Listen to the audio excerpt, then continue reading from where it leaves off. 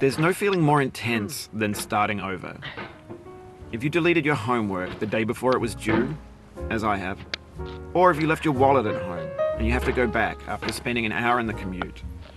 If you won some money at the casino and then put all your winnings on red but it came up black. If you got your best shirt dry cleaned before a wedding and then immediately dropped food on it.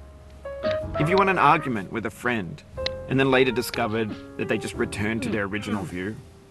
Starting over is harder than starting up. If you're not ready for that, like if you've already had a bad day, then what you're about to go through might be too much. Feel free to go away and come back. I'll be here. Alright, thanks for coming with me on this trip. I'll understand if you have to take a break at any point. Just find a safe place to stop and quit the game. Don't worry, I'll save your progress, always, even your mistakes. This game is a homage to a free game that came out in 2002, titled Sexy Hiking. The author of that game was Jazzuo, a mysterious Czech designer who was known at the time as the father of B games. And B games are rough assemblages of found objects. Designers slap them together very quickly and freely, and they're often too rough and unfriendly to gain much of a following. They're built more for the joy of building them than as polished products.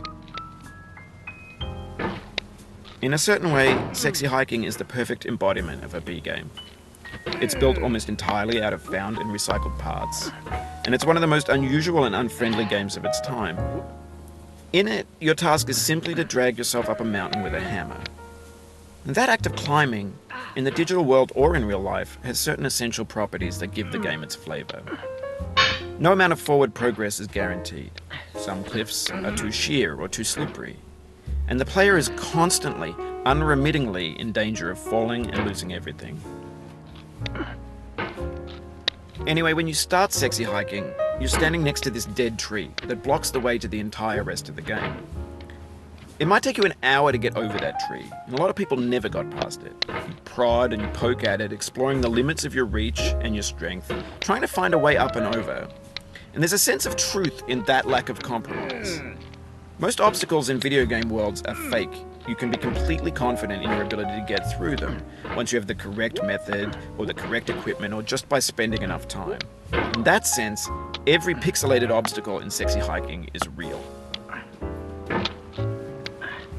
The obstacles in Sexy Hiking are unyielding, and that makes the game uniquely frustrating.